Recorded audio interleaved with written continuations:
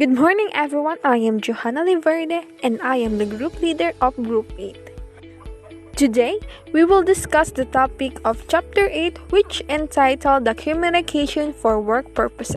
Before we start our report to our topic, I would like to present to you my proudly group mates of my co-reporters. First, we have Mr.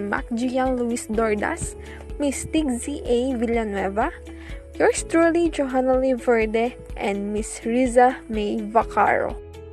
Chapter 8, Communication for Work Purposes. First, let me discuss the learning outcomes of this topic. First, create clear, coherent, and effective communication materials.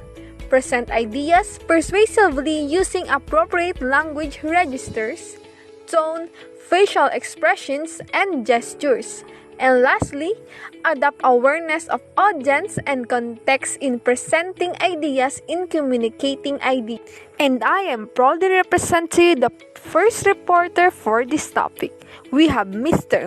Gian Dordas. Hi everyone, Gian here reporting for duty. Now, let's unveil and extract the knowledge hidden in this chapter by discussing the importance of workplace communication and elaborate the advantages of effective communication in workplace. What is workplace communication? Well, if you ask me from the term itself, it is a type of communication happening in a workplace or an organization. Workplace communication includes emails, text messages, voicemails, notes, and more. Discussing the gossips you heard about your boss during your office hours, sending flying kisses in your office crush, and presenting a report in your company leaders is an example of workplace communication. Do you wonder why some organizations or companies are successful while others are not? Well, it has something to do with workplace communication. I do believe that the success of a company depends on how the leaders or the employees work or communicate with each other. Workplace communication allows companies to be productive and operate effectively. It will feel each other's strengths and weaknesses. It will also increase their morale, productivity, and commitment, especially if a company leader praises them for their hard works. Communication within the workplace is common and necessary in order to achieve solidarity and success. After we discussed the definition and importance of workplace communication, let us now identify the advantages of effective communication at the workplace. Communicating and complimenting your employees can give a boost in their morale. They will become more efficient and effective workers. Employees work better and faster when you communicate with them effectively. It helps minimize time-wasting understandings and enables them to prioritize tasks based on your direction.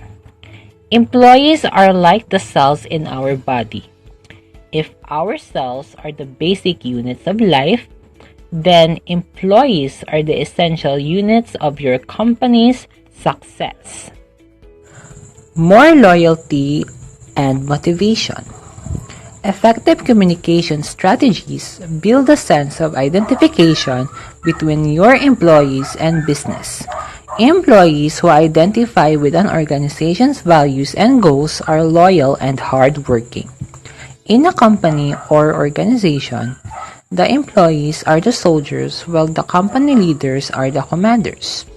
As part of the company's mission to achieve success, they will serve, promote, preserve your company's image by presenting themselves in a way that echoes that image. Increase employees' satisfaction. Remember to keep in mind that our employees are not robots. They also want to feel pleasure or satisfaction. As the boss, you can give your employees a long coffee break, or a day off to save them from stress and pressure. Effective communication fosters pleasant relationships in your workplace, which promotes a positive business environment. It also breaks down barriers, as communication problems based on culture, personality, and experience are overcome. In this way, your workplace embraces the diversity of employees and makes them feel welcome. And lastly, boost customers' satisfaction. If your employees are satisfied on how the company treats them, they will be motivated to work or do more. Customers will have a more satisfying experience doing business with your company. Your customers have a friendly experience that they can share with others. This should have a direct impact on the bottom line. We can achieve all these advantages thanks to communication, because communication indeed is the instrument of change and diversity. So, after discussing the advantages of effective communication in the workplace, let us now proceed to our next reporter that will identify and explain the 4 different types of workplace communication and how to improve in each area. Good morning, everyone. I am Taxi Villanueva from Science 1B. Thank you, Mr. Dordas, but I am the second reporter in communication purposes, but I will define communication. Communication is we share and we love to each other. But I will report the 4 different types of workplace communication and how to improve in each area. Words are only a small portion of how we communicate with one another. Yet, the value of other forms of communication is often overlooked. Learn more about 4 different of communication and how using them effectively can improve performance, morale, teamwork, and success in your business. Communication types and how to improve each one. This picture shows the communication, how to improve each one. One is communication in business, typewriting, in verbal communication, body language and facial expressions, phone conversation that shows in the pictures. First, we'll define the verbal and personal communication. Whenever possible, use face-to-face communication in the workplace to eliminate many of the misunderstandings that can occur. Speaking directly with someone in person allows both of you, and pursues allows both of you to see and hear the bigger picture. Next is the body language and facial expressions. Your body language and facial expressions plays a vital role in how effective or ineffective you are at communicating with staff members. Eye contact makes people feel acknowledged as they talk and listen. A relaxed stance with your arms by your sides encourages employees to feel comfortable in a meeting.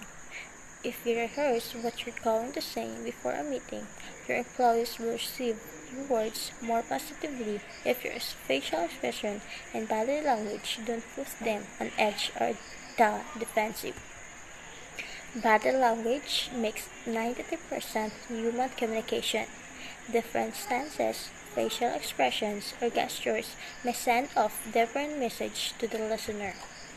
Next one is the phone conversation. Use of the phone is a common part of most every business day. Some people enjoy talking to them members by phone. Others dislike it so much but they put it off until the last minute. If the stuff you lead is more remote and spread out throughout the state, country, or world, the phone will be a vital communication tool. You can positively impact the effectiveness of your phone communication by doing 3 simple things. Smile while you talk in an appropriate conversation. It sounds silly, but it gives your voice a friendlier one. Take notes before the conversation and use them to ensure you cover all points. Finally, speak clearly and slowly so your words are understood. Phone communication has advantages. Interactive communication, personalized communication, confidential, safe, and also aid to businesses, and flexible and relatively affordable. Next one is written communications. Written communications, emails, memos, and notes are common forms of written communication. Of all four communication styles, this is the one that can lead to most misunderstandings. People often read between the lines or feel that they are simply messages or emotions in written communication. In a workplace situation, this should and can be avoided. Before you send an email to your employees, distribute a memo or post an important notice on the staff bulletin board. Have an objective pair of eyes read first. A business coach or mentor can look over your written communication and provide constructive criticism and helpful suggestions. Also, it is permanent means of communication.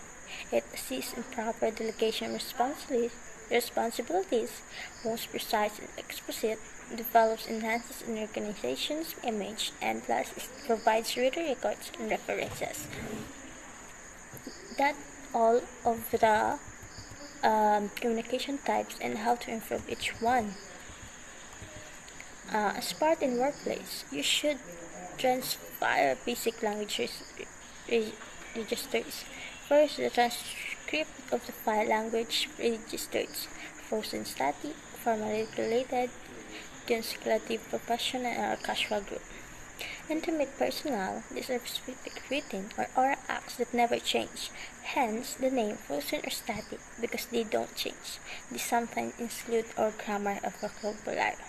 Thank you, everyone. Next report will be Miss Johanna Lee Verde.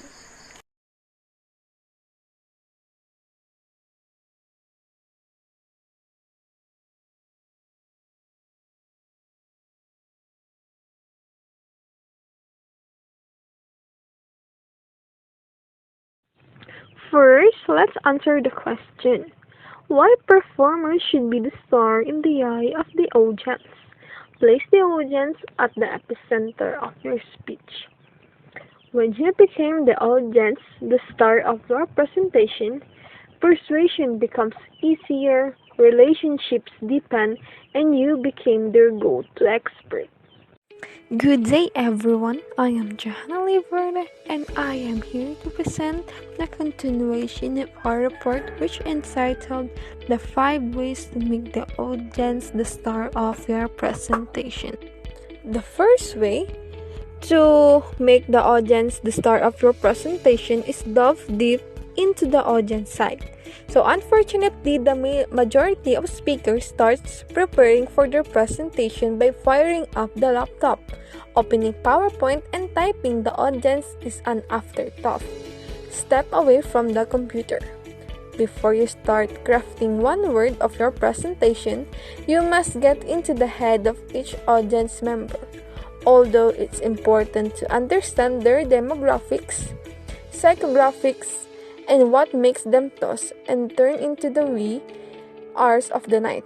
It's equally important to understand what they believe are about your message. There are three questions to dive into your audience's head.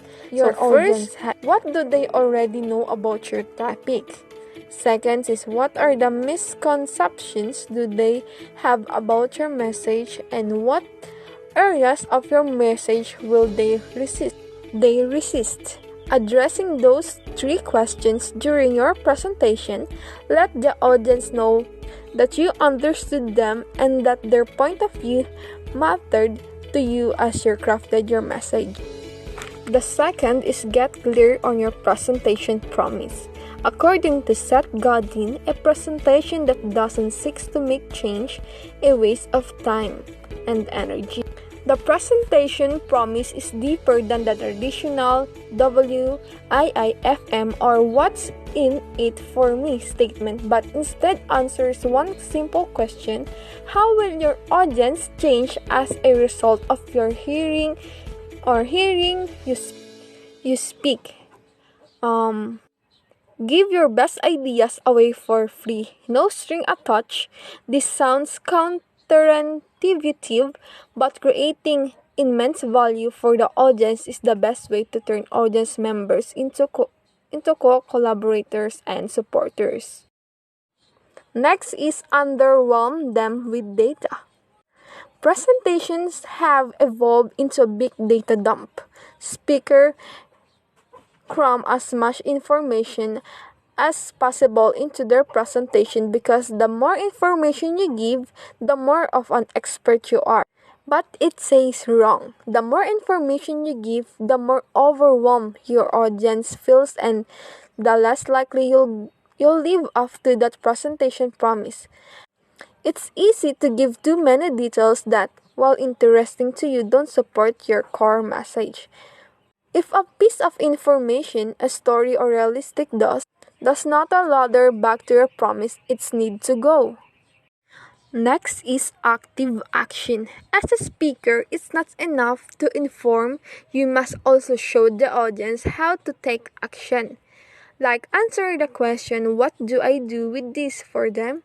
Every point that you make in your speech should have an action the audience can take that moves them closer to the presentation promise. It's even more powerful if the audience can take at least one of these actions during your speech. If you're giving a presentation on a social media, have people send a tweet, speak about goal setting, give the audience an opportunity to set a goal for them and to take their actions. And lastly, the invite interactions. As you create your presentation, think strategically about how to involve the audience, tell the story, and fire up their mirror neuro so they feel like a part of your tale. Create activities that connect them with their fellow audience members. As you prepare for your next presentation, remind yourself who you are serving. Place the audience at the epicenter of your speech. When you make the audience the star of your presentation, persuasion becomes easier, relationships deepen, and you become their good to expert. So here are the 5 ways to make the audience the star of your presentation. I hope you learned something, and I would like to introduce to you the last reporter, Miss Rizza Mae U, Vacaro. Thank you. There are 5 components to any communication, and a 6th that is overall environment of the workplace where communication takes place. The first component in communication is the individual sending the message. This is also known as the sender. It is tasked to send message clearly and includes detail that the receiver would interpret. Second, the content for the message. It shows how the message is delivered by the sender.